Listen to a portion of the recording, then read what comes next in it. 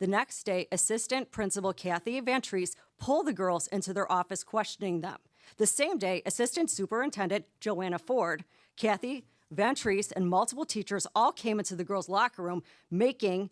I have no problem with a grown-ass adult making a grown-ass decision to cut off their...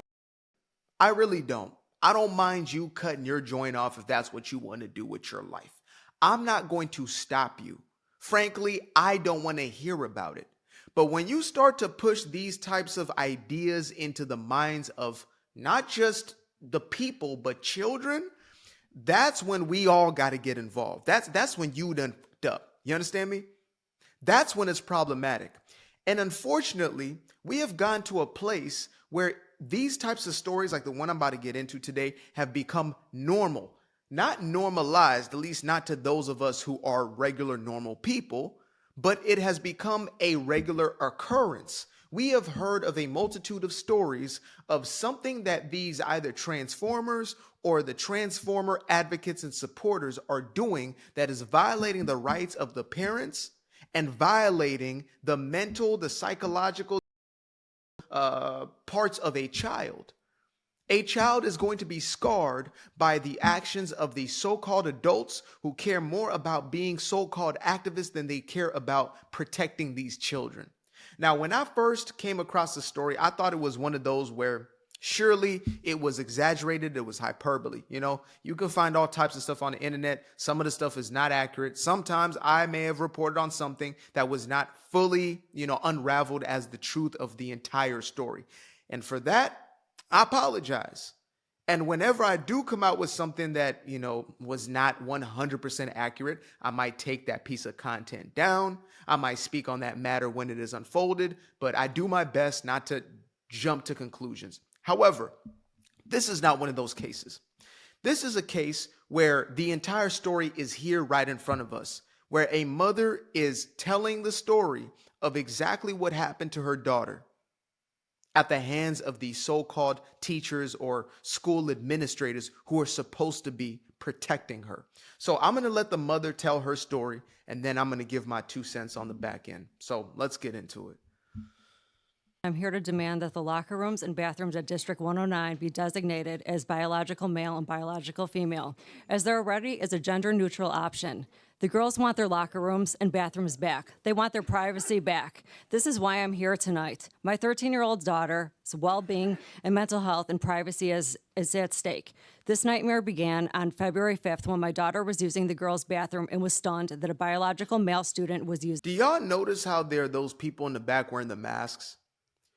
Some teacher try to argue with me, saying that it's not true, that there is, some sort of agenda that is being pushed towards the kids, and that teachers are, being kind of forced or coerced into teaching certain ideologies.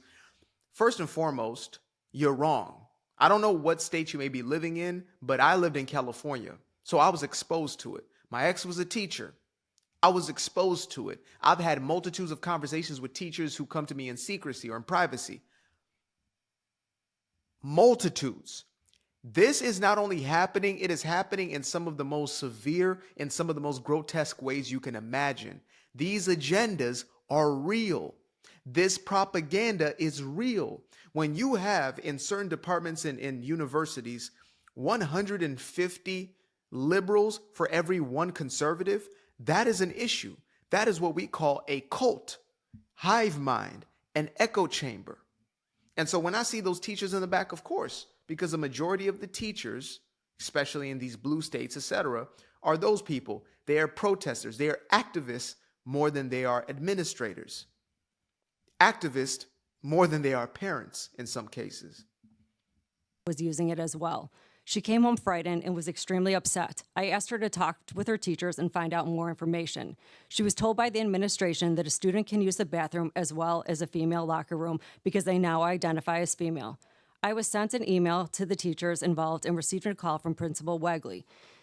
He verbally reiterated that under Joanna Ford's direction and their legal counsel that the student could use both the locker room and bathroom. I expressed that the school was in clear violation of federal policy. The Trump administration issued an executive order restricting biological males from participating in sports and accessing female locker rooms.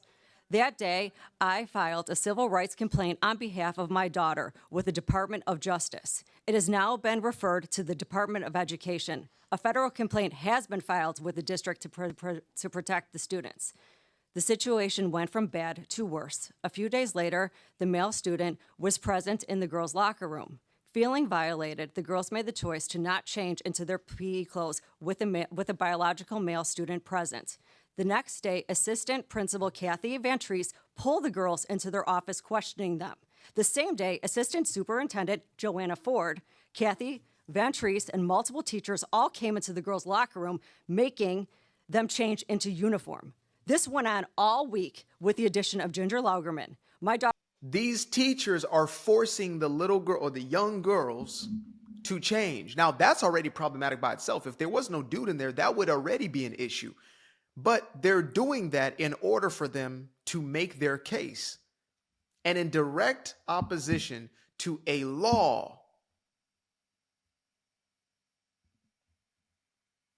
Let me say that one more time. A law. You see, when we had Joe Carcass Biden in office, or whoever was behind that auto pen, that was one thing, right? When you could get away with some of this, parents having their children stripped from them who didn't want to bow the knee to this, the Baal, in essence, to the one that consumes children, and that children are sacrificed. Yeah.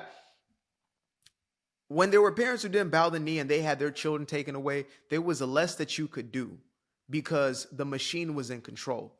Now the machine is malfunctioning, it's breaking down, and they're still trying to enforce this because they care more about being activists and virtue signaling to one another than they care about protecting children.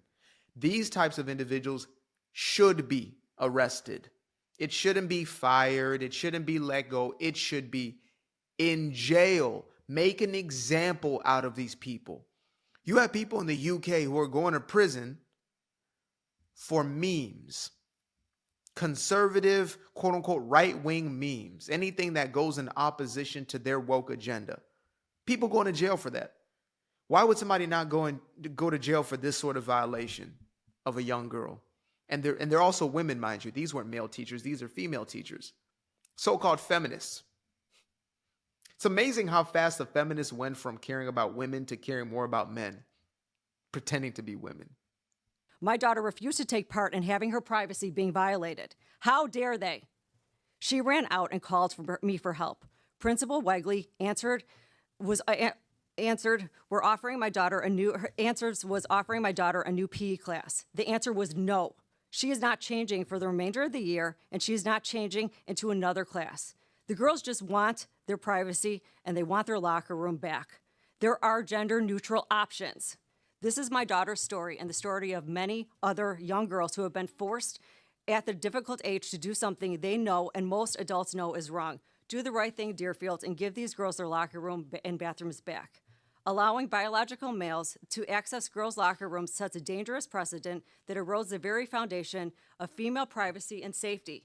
By making this decision, the school board is not only disregarding the concerns of young female students and making their families, but also establishing a legal. It's really incredible how they stop caring about girls. It's the Republicans are now the ones responsible for, it's not really new news there, since it was the Democratic Party that,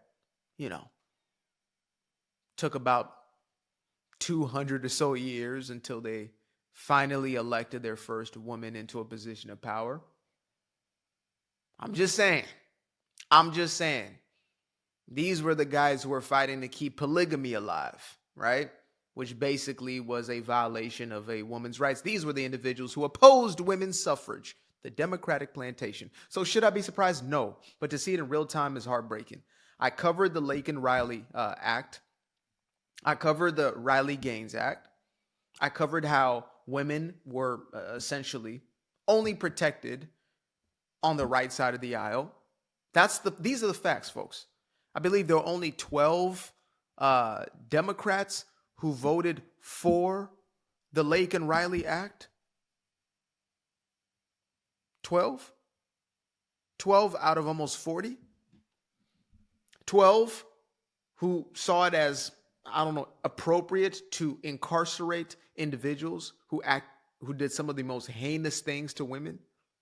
And it wasn't obviously just about women, but this is a story of a young woman who was chased down, brutally raped, brutally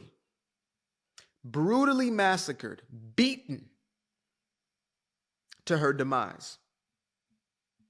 And what did the Democrats do? They opposed a bill that would send those sorts of criminals back to where they once came.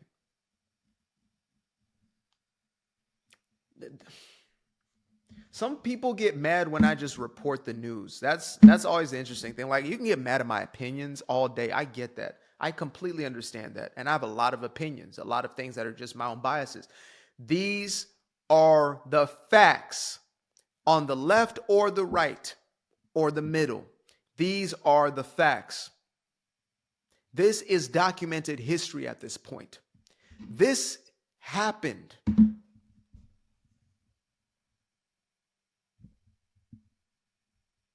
And the teachers were in defense of their actions, of course, affirming that this happened.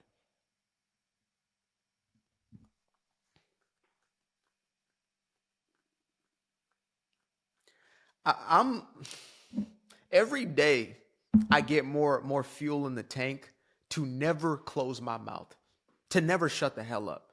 And every day I get, as my platform gets larger, as my voice is echoed to more people, that means more criticism, more ridicule, more people who want to stop me, more people who have a sole focus mission to troll me out of this position. Guess what?